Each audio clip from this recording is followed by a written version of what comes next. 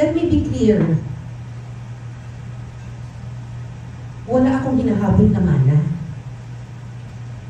Wala akong hinihinging mana. Ni piso wala. Kaya kong magtrabaho at magpakahirap, magpuyat. Simula nang namulat ako, buntot ko, ila ko. Hindi ako humingi ng tulong at hindi ako naging pabigat sa mga magulang ko. Kaya huwag niyong ibato sa akin ang mana. Dahil kaya kong magsumikap at maghirap.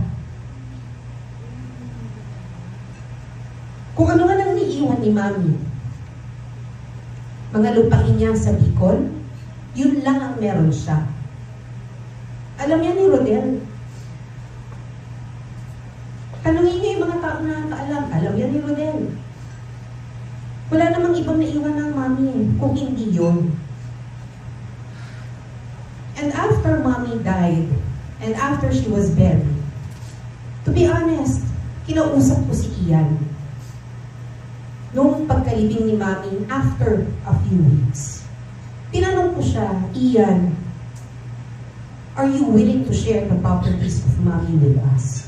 And tinanong ko yan without Matet, Kiko, and Ken knowing. Why? Kasi naawa ko dun sa tatlo eh. Hindi para sa akin, o hindi para dun sa tatlo kong kapatid. Dahil wala namang iniwan si Mami sa kanila.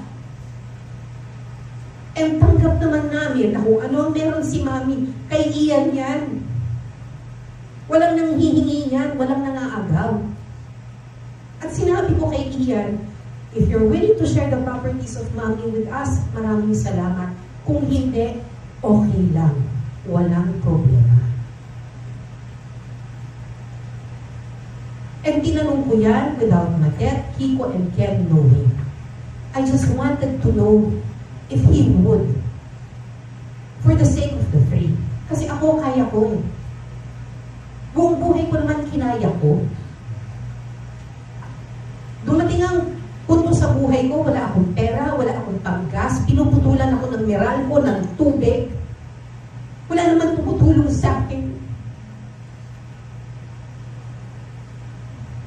Pero kahit minsan, hindi ko dinistorbo ang mga magulang ko, kahit mga anak ko. Pero kinaya ko, tumayo ako, nagsipag ako sa tulong ng asawa ko, kaming dalawa. Tamaan ako ng kidlat ngayon kung meron akong naagrabyadong tao.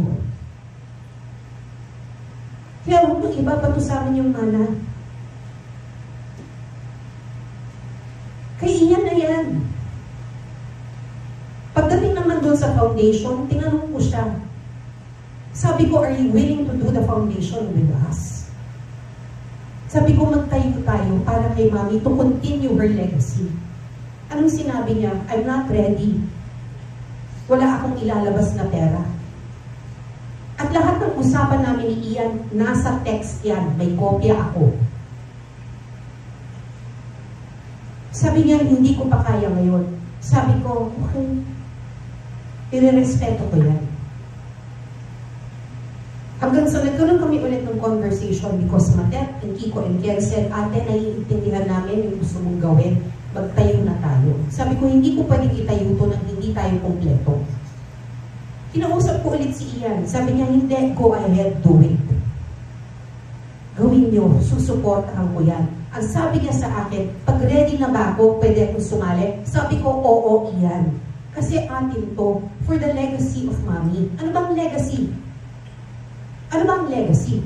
Ang legacy ni Mami, isang pagtulong sa kapwa, hindi ba? Yun lang naman ang gusto kong ituloy. Hindi para pagkakitaan ng kahit ano. In fact, ako pa nga ang maglalabas. Ako maghihirap para maghanap ng pera, para magtayo ng foundation.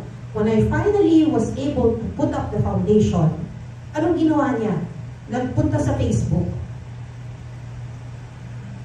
Ang sinabi niya, hindi ko alam yung foundation na itinayo. Hindi ko pinapayagan ng kahit sino na magtayo ng foundation. Hindi ako nagpapayag ng kahit na sino magbigay ng pera dyan sa foundation na yan. Doon ako nasaktan. Bakit?